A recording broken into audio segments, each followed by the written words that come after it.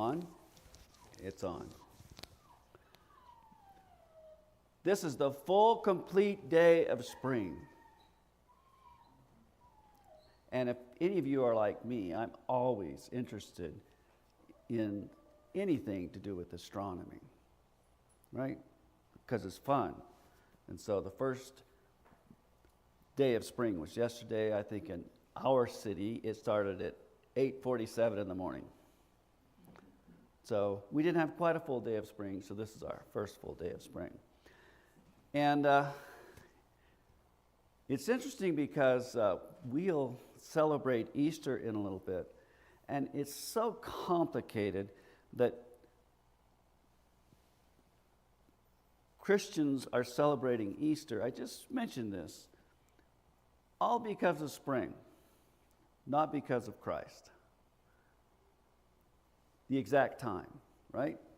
It's a little strange. So just keep focused on that when you're looking at that. And everyone knows when Easter is, right? How do you know? The first Sunday following the first full moon, following the vernal equinox. It's always the same time. Only it changes all over the place. So, I'm just pointing that out because we're going to be celebrating spring today in a way in our celebration of animals and dogs, specifically. Some dogs go to heaven. And I'm praying, it would be really nice that this little troublemaker we have around here, Zacchaeus, he said he wanted to go to heaven. But that's not the kind of dogs we're talking about. We're not talking about specifically, and also referred to as something very demeaning, right? You don't want someone to call you a dog. You dog, right? If you wouldn't take kindly to that word, that idea. And yet we're going to find out in the sermon that Jesus did basically just that thing. And he does it both when he was here on the earth, when he's in heaven, and when he talks about us. So we want to understand, what does it mean, this usage of dogs? I know who that is. That's Zacchaeus. I think I drew that picture real quick. I sketched it out. I still got it at the house in about 10 minutes. I said, I want to draw that. Some dogs go to heaven. In fact, I'm going to say that every individual that is in heaven was a dog. Every individual that is in heaven was a dog.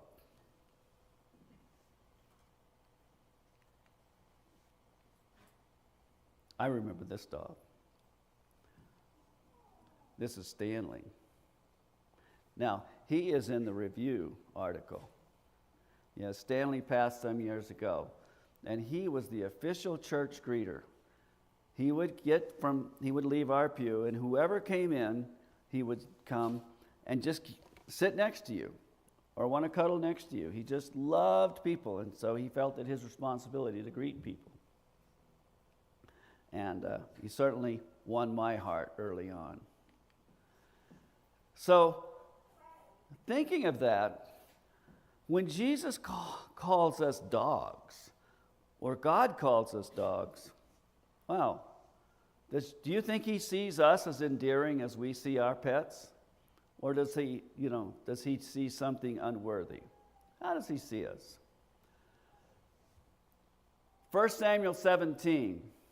Meanwhile, that means we're in the middle of a story. David has already picked up the stones. He's got them. He's got his sling. I don't understand the stick correlation, but we'll see. It says, meanwhile, the Philistine with his shield bearer in front of him kept coming closer to David. Getting a little closer. He looked David over and saw that he was little more than a boy. glowing with health, and handsome. Handsome. Every time you read the references to David, you're going to find he's handsome. There are several people in the Bible that it mentions that they're young and they're good looking. The first one I remember is Joseph. Good looking kid. The next one is Moses. Great looking kid. Yeah. And now we get to David. He won people's hearts. You know, you think about the movie stars we had today, where people are always like, you know, we want to see. Well, when people went to see the court, they wanted to see the king because he was a good-looking guy. And somehow people like good-looking people to be their leaders. So anyway, that's what Goliath notices about David. He's a strong, young, good-looking kid, and he's going to take him out. So he looked David over and says, and he despised him. I don't like this guy. I mean, what? You send me some pretty boy here to fight me? Nah, this isn't good. Not good. Okay, so Goliath said to David, am I a dog that you come to me with sticks? The reference is, you're not even anything. You're nothing. And of course, we know that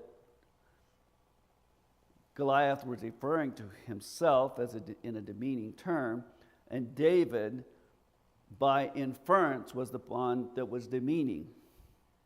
You're not worthy to be in this battle.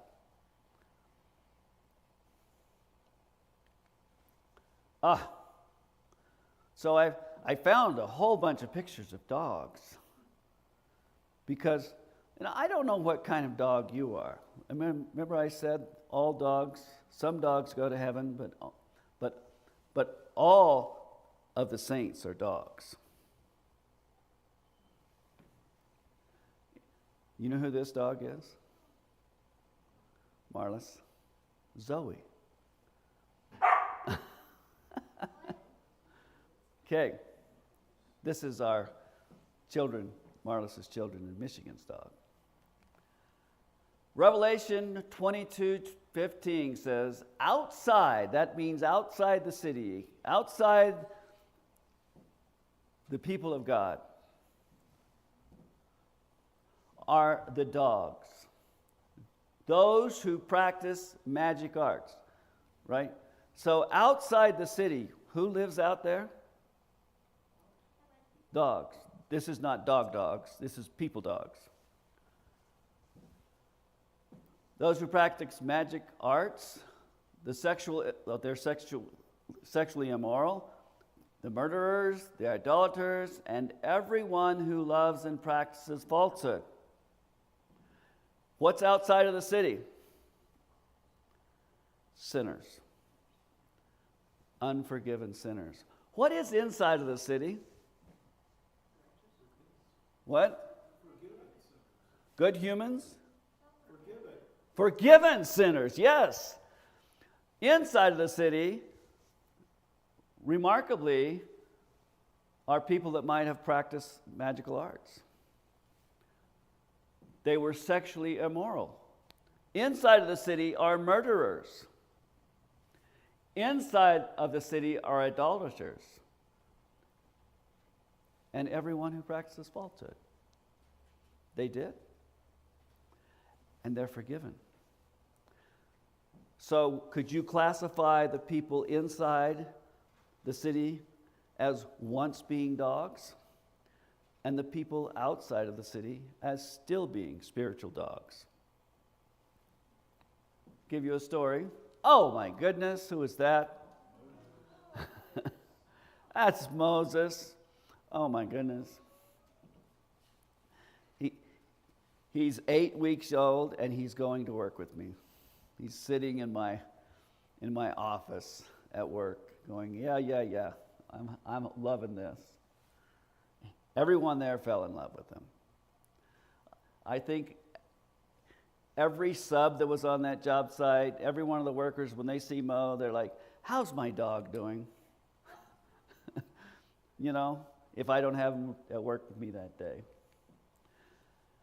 Isaiah 56, God says, Israel's watchmen are blind. They lack knowledge. They are all mute dogs. They cannot bark. They lie around and dream. And they love to sleep. You know who that's talking about? That's talking about the spiritual leaders of Israel. That's talking about the spiritual leaders of Israel. So, in a little bit, we're going to look at a text where Jesus is talking about Israel and non-Israel.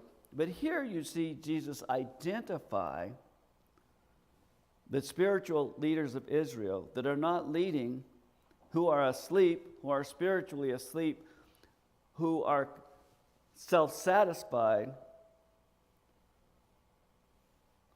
as being asleep, and dogs, like these guys. Just like that. Okay? Dogs are in our home for all kinds of reasons. So I want to list some of those. Not me, you guys. The rest of us, city dwellers. Companionship. Unconditional love. What? Loyalty. Okay. Protection. Yeah. Think about this text.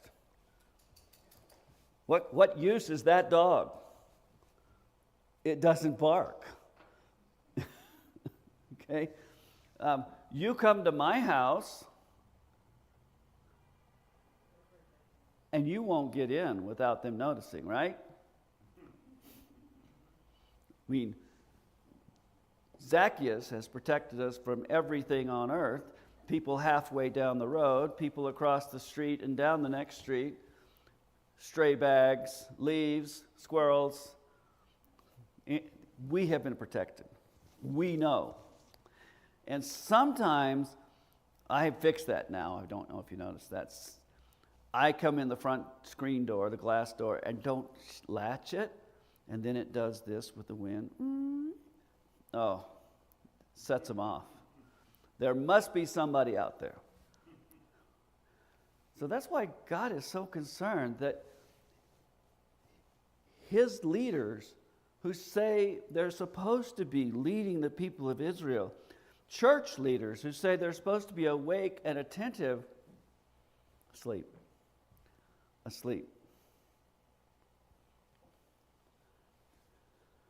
The righteous care for the needs of their animals. This was your scripture. You got it right, even though I got, wow. Usually I'm not the one that did it wrong, but thankfully I was the one that did it all mixed up. The righteous care for the needs of their animals, but the kindest acts of the wicked are cruel. So we would think that a righteous man would care for his animals, would care for his dogs, would care for his horse. I don't like to hear stories of abuse to animals. Wilford knows this. Don't come back from your hunting trip showing me hunting pictures. That's just trauma. Okay? Just trauma. I don't like to see an animal killed on the side of the road. I hit the brakes for birds when they're flying. I have a responsibility.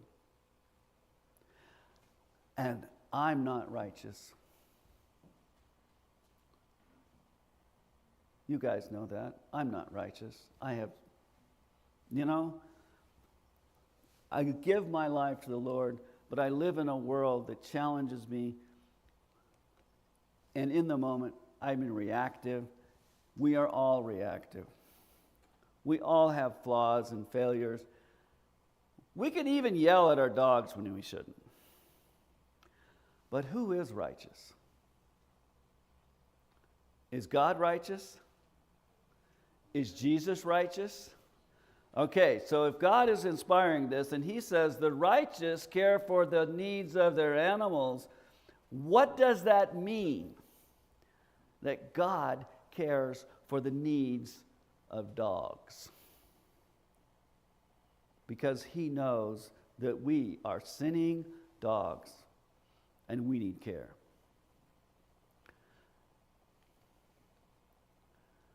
So this reminds me of the story we're going to look at here in just a minute. This is, of course, Stanley and Savannah. And Savannah was kind of like the forerunner of the dog in church, because Savannah would come to, is my healer from a long time ago, it seems like now. She died in 2017 or 2018, 2017. And she was with me for a long time. Beautiful girl, just beautiful girl.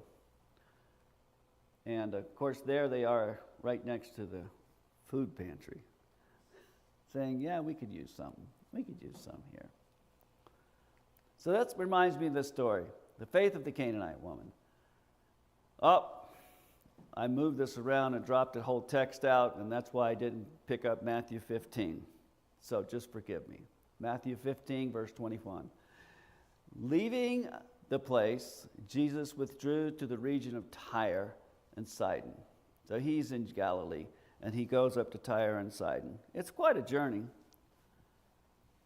A Canaanite woman from that vicinity came to him, crying out. Now, did Jews consider Canaanites dogs, heathen? Yeah, they don't apparently consider themselves heathen, but they were. Okay. The Canaanite woman in the vicinity came crying out, Lord, Son of David, have mercy on me. Son of David. We're going to look at that idea in just a minute. Have mercy on me. My daughter is demon-possessed and is suffering terribly. This is a real request. This is a prayer. This is a prayer of this mother for her daughter. Just like this is a prayer for something for my plate. Right? Familiar. Jesus did not answer a word. That's not like me, is it, Marlis? Yeah, she's like, John has a soft spot. So his disciples came to him and urged him. You can see where their heart is. Send her away, for she keeps crying out after us. He answered, it was not only to the lost, I was sent only to the lost sheep of Israel. The woman came and knelt before him. Lord, help me, she said. Jesus is saying, you're a dog, and I'm sent to Israel. He does it very specifically. Oh no, a cat got in there. He replied, it is not right to take the children's bread and toss it to the dogs. Yes, it is, Lord, she said. She said, yes, Jesus, it is right that you do that. Even the dogs eat the crumbs that fall from their master's table. And I am appealing to you, Jesus, as my Lord. Then Jesus said to her, woman, you have great faith. Your request is granted, and her daughter was healed at that moment.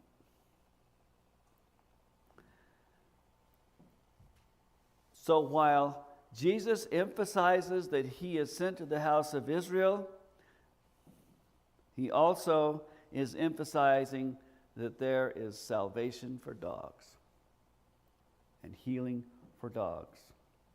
Because the house of Israel is a little bit naive in their thinking. They think they're chosen and that their sins don't make them unchosen. Chosen like we chose Moses.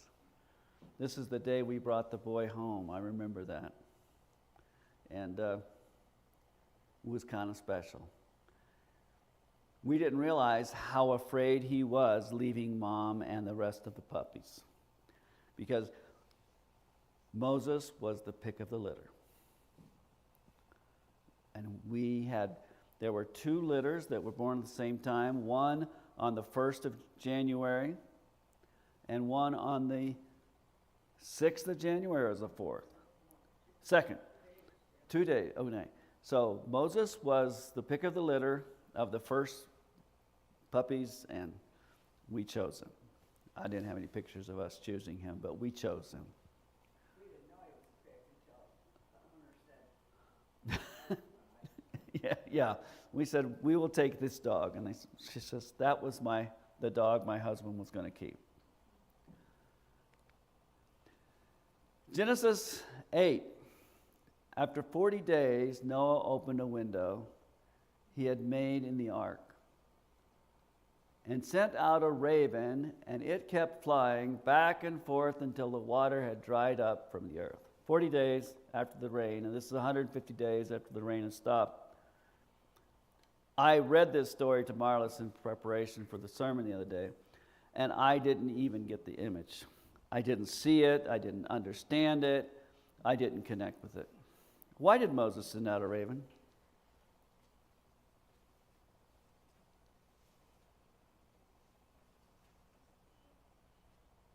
They like collecting things. What'd you say? They like collecting things, because it wasn't a raven that brought food to Elijah. It was a raven that brought food to Elijah. Ravens.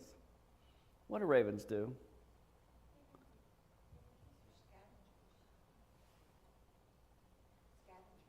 They're scavengers. Ravens are like parrots. Having had parrots, I know exactly what was going on. Do you know what this raven has been doing with Moses? With Noah. Sorry.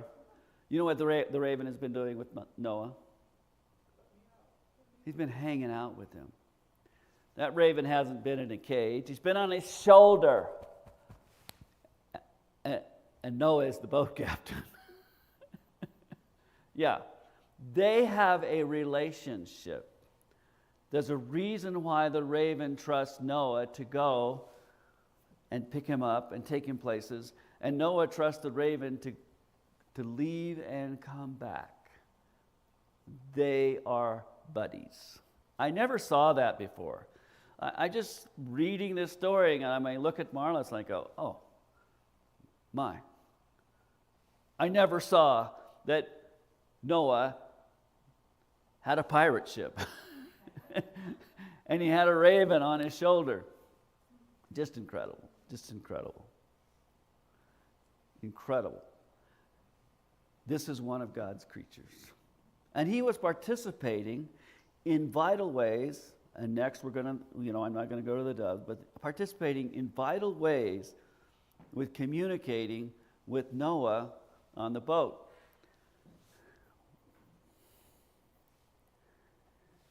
It says a righteous man cares for his animals. What was God doing with the boat?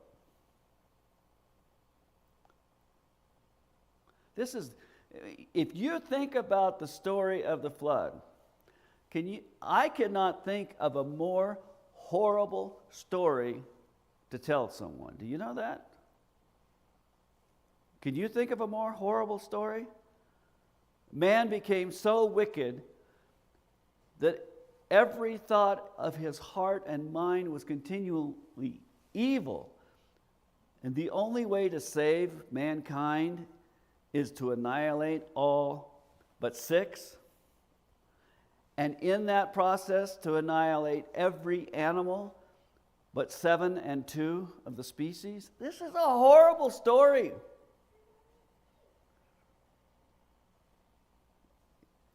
It shakes my heart. It hurts. I think of all those animals and all those people that died, whether they were wicked or not, it hurts.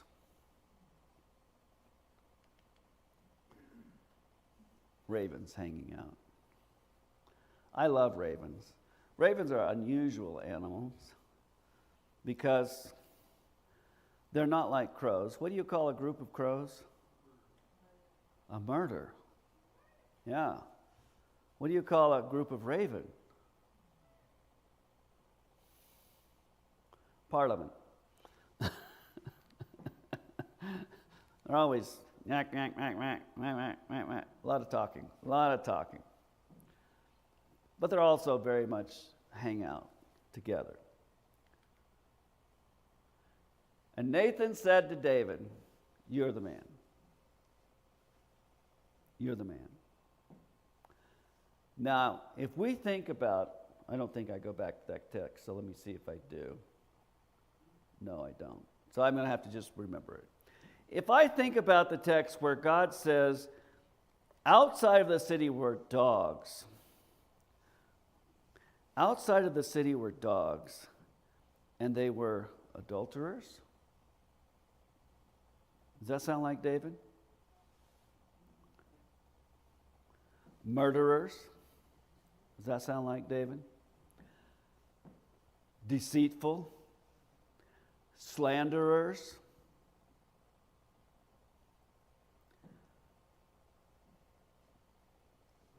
If when Nathan had come to David and he had told him the story of the little lamb, ewe lamb that the neighbor had, and how the rich neighbor had taken it and sacrificed it, and how sad it was, and David had said, I want this man to pay. He needs to be put to death. That wicked man needs to be put to death.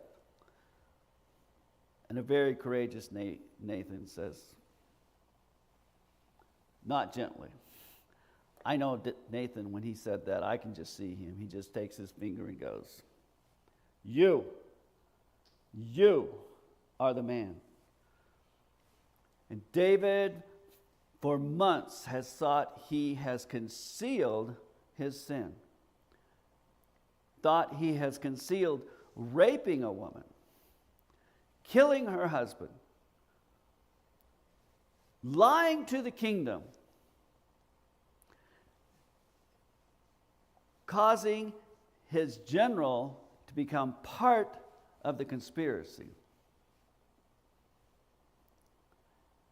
And God said, David, you're a dog. You're a wicked dog. And I love you. And I love you. And so I'm going to send you Nathan the prophet. Now, Nathan was a brave man because David could have had him executed. He could have said, he's a false prophet, he's lying, it's all made up, I'm going to kill him. It's going to be done with it. But no, David responded to the Lord. And the Lord changed David on that day to a more righteous man than he had ever been before. To a more compassionate man than he had ever been before. He didn't change his brokenness. You remember after this event that Absalom rebelled against him. The kingdom was taken from him for a short time. His son and his daughter, horrible things. The king, it was just not good. But David was repentant. And that's who lives inside the city. Repentant dogs who are now the children of God. And I don't know. You know, Jesus says that, might as well go to the text. Consider the ravens. They do not sow or reap. They have no storeroom or barn, yet God feeds them. And how much more valuable are you than them? Wow. A lot more valuable. A righteous man cares for his animals. And a wicked man showing kindness to his animals, it's not kindness at all. You know, I can think of so many illustrations of how we try to be righteous but we're just wicked. Humans are the only species just was thinking about this the other day. Humans are the only species that would figure out how to keep other animals from eating their food by poisoning their own food and killing off all the other animals that want to eat it. And then after doing all this poisoning to killing off these pests, they then eat the poisoned food. Right. And then we wonder what in the world is going wrong with our world. Why do we have diseases and things that we've never had before? Well, we give it to ourselves. It's amazing.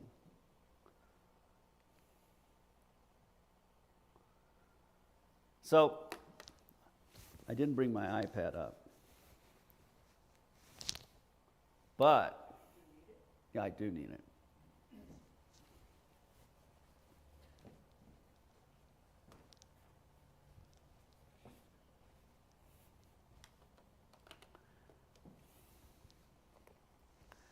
I have a question for this, for all of us, on this strange journey. I ran across a very familiar text, and I read it in a new way.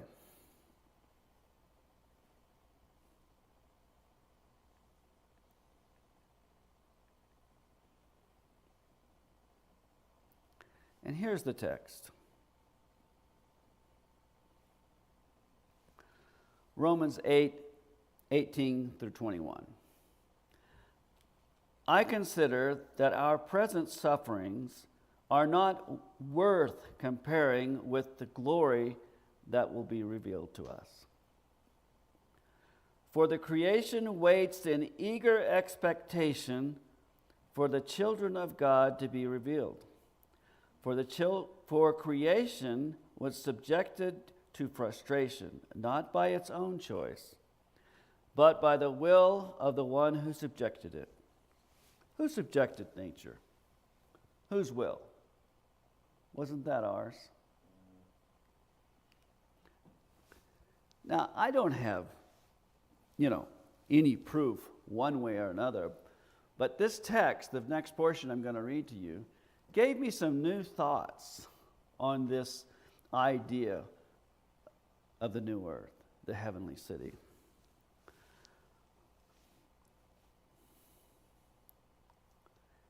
In hope, that is, creation, in hope that the creation itself will be liberated from its bondage to decay and brought into the freedom and glory of the children of God.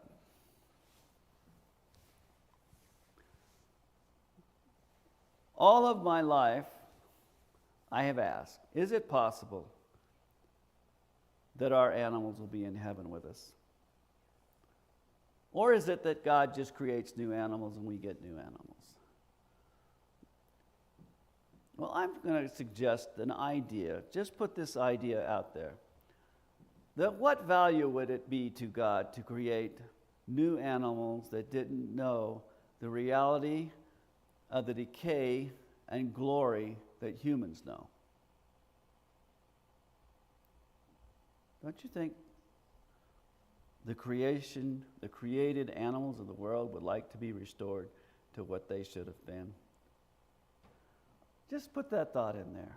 What if the new earth is not populated by animals just God recreates, but rather by animals that have experienced earth as it is now?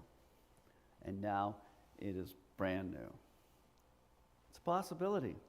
All things are possible. But when I read the text, I'm like, maybe so. What'd you say? All right, I'll read the whole text. Won't stop. I consider that our present sufferings are not worth comparing with the glory that will be revealed to us. For the creation waits in eager expectation for the children of God to be revealed. For the creation was subjected to frustration, not by its own choice, but by the will of the one who subjected it, in hope that the creation itself will be liberated from its bondage and decay and brought into the freedom and glory of the children of God. Now, I've read all kinds of things in looking at this. There are many biblical scholars that consider that this is a real possibility, that the creation that is in the new earth is the recreated creation here, rather than totally made again.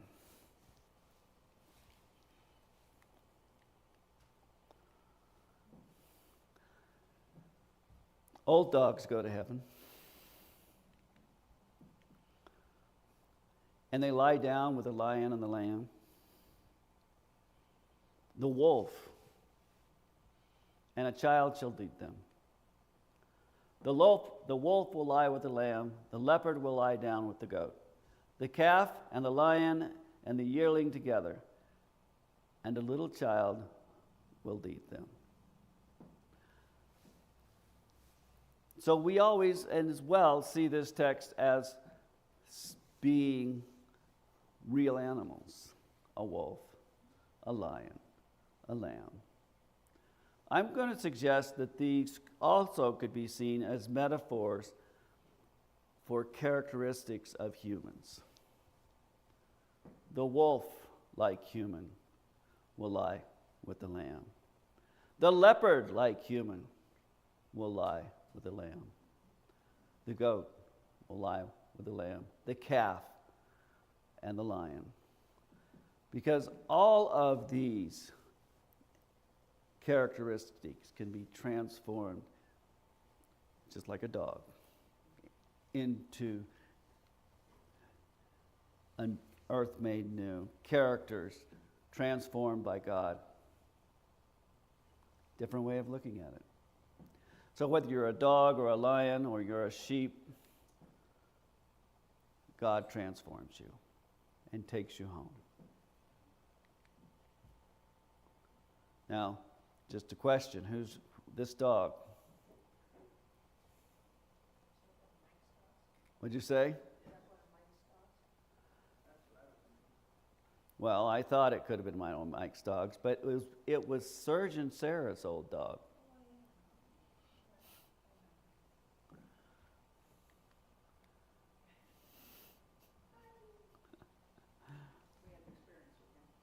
We did have an experience with him.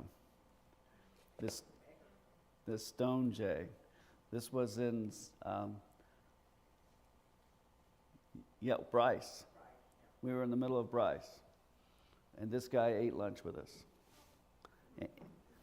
And he saw some guy that was a softie. I don't know. That was me. Okay. So my prayer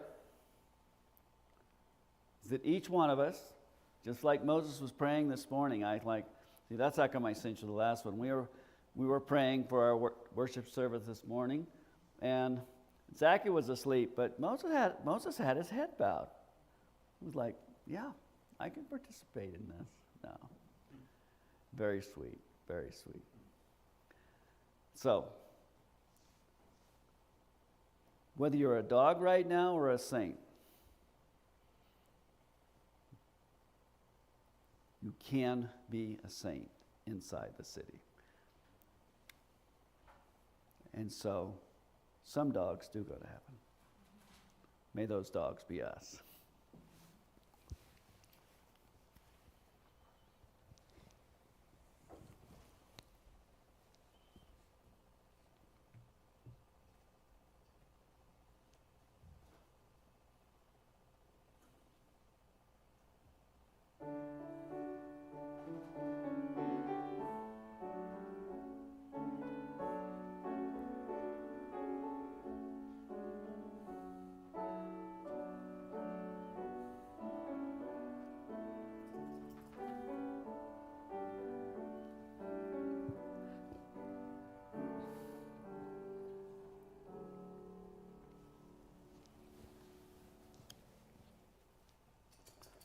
Let us bow our heads. Father, in the Psalms 22, God says, they surround me. I'm surrounded with dogs, and they pierced my hands, and they pierced my feet. And those dogs are you, and you were pierced for us. Those dogs are us, and you were pierced for us. And so thankful that you take us to heaven with you, transformed into citizens of the heavenly kingdom. In Jesus' name, amen.